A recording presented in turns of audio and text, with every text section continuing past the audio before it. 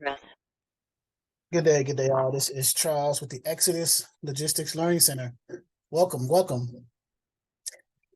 So today I want to talk about, we have about 10 days left for our next in-person dispatch training, live in person at our Exodus Logistics Learning Center. Week-long dispatch training. So Monday through Friday, actually Monday through Thursday, and then Friday we have the quiz and we give out certificates.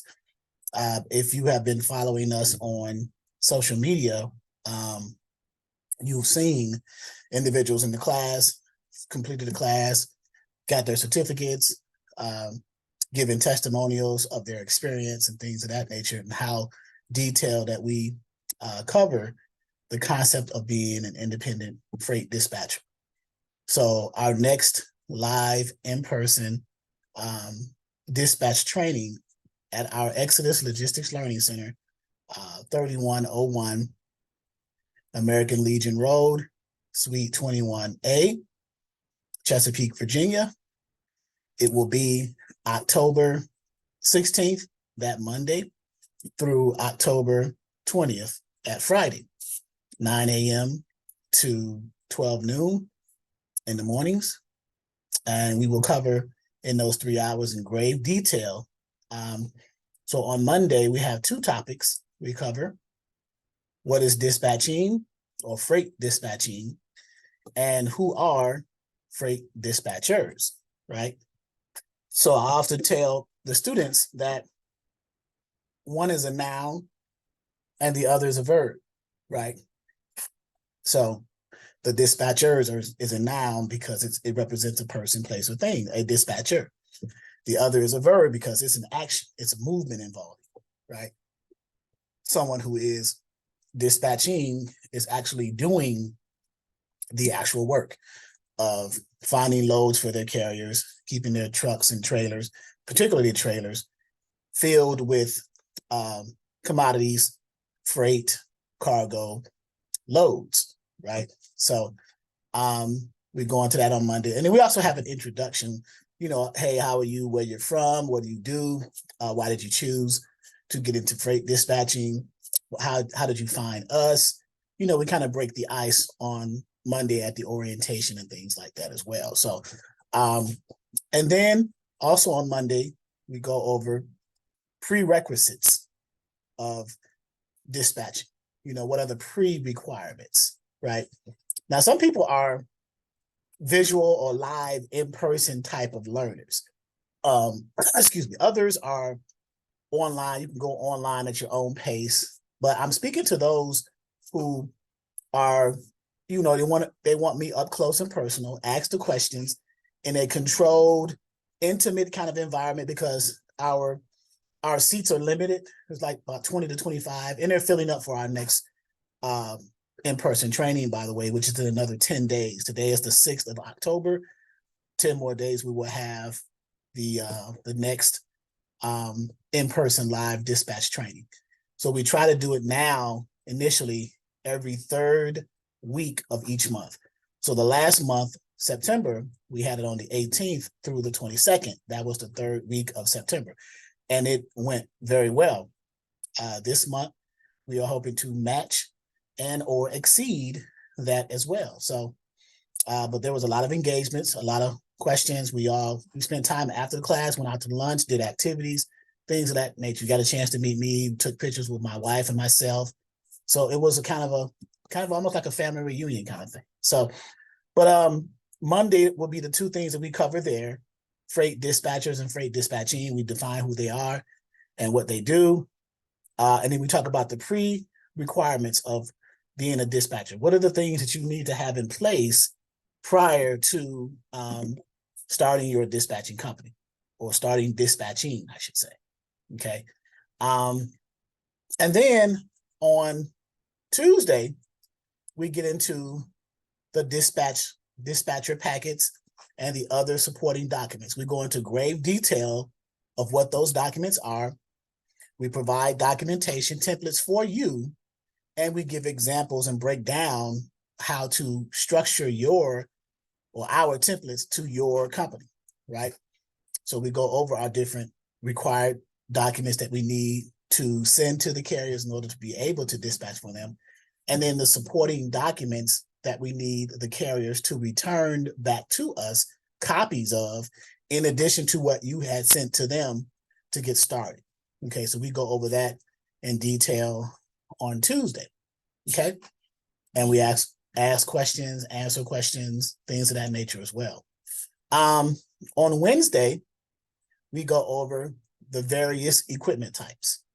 We speak about the 3 major equipment types, as well as the specialty equipment types. And then we tell you why the 3 major equipment types are what they are and why they are what they are. And then we tell you what the specialty equipment types are. And then we suggest to you the easiest barrier to entry as far as the equipment types to start with and why. Okay, we define what an equipment type is. What does that definition mean? And then we go into examples. We have posters all over our wall in our conference room at the Exodus Logistics Learning Center, so everyone can see with all the requirements and all the specifications for each equipment type, whether it's the 3 major equipment types or the specialty. Okay, so that'll be on Wednesday, and we go into Q&A there as well. On Thursday, we talk about the different ways to get the carriers in order to dispatch for them. What are some of the methods? What are some of the ways that you can get to a carrier, communicate with a carrier in such a way that they will be convinced that you can provide a service for them as their dispatcher? We talk about the various ways, and there's multiple ways to do that. And you may be good in one area and may not be good in another. So you would focus and target the area that you're good in order to get the carriers, and then go from there. Okay. So also on Thursday, once you get the carrier, we talk about what is the workflow or the process involved in dispatching. In other words, what are the steps that dispatchers need to take once you got your business together, right? You have your documents in place that you need to give to a carrier once you get one, right? You have the equipment type carriers that you want to go after, okay? And then you found a specific way to go after those equipment type carriers, okay? Then now you want to see what the process is of booking a load. What is the workflow of that?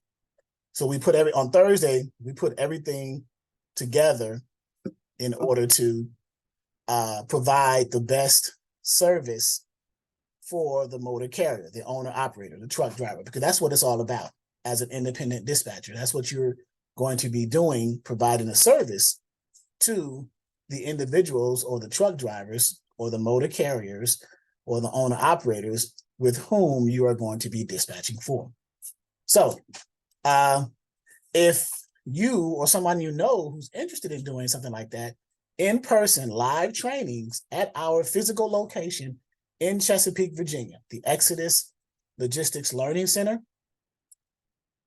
right? 3101 American Legion Road, Chesapeake, Virginia, 23321. October 16th to the 20th, that week-long training. That Friday, you'll take a quiz and receive your certificate of completion and achievement for going through our course and meeting our competency requirements of being a freight dispatcher. Okay, look us up. Reserve your seat. Seats are limited, but I will say you'll learn a lot. There'll be a lot of content, a lot of information, and you'll have fun also, right? So hopefully you'll hear from you guys October 16th. Next month, the 3rd week of October, I believe we're going to attempt to combine dispatching and freight broking at the same time, but we'll cross that bridge when we get to it. But right now, seats are filling up for the October 16th edition of our in-person week-long dispatch training for beginners. Okay, go to our website, www.exodusdispatchingandtraining.com. Under the Dispatcher 101, you hover your mouse, go down to the products menu, Dispatcher 101 products menu, select that, and then select the in-person week-long training. And you can come in and read the information and the details about the course, watch some videos, testimonials, and interviews and things of that nature, and then decide if this is something for you that you want to get involved in as an independent freight dispatcher. Okay? Hope to see you guys there. Look forward to talking to you. Thank you.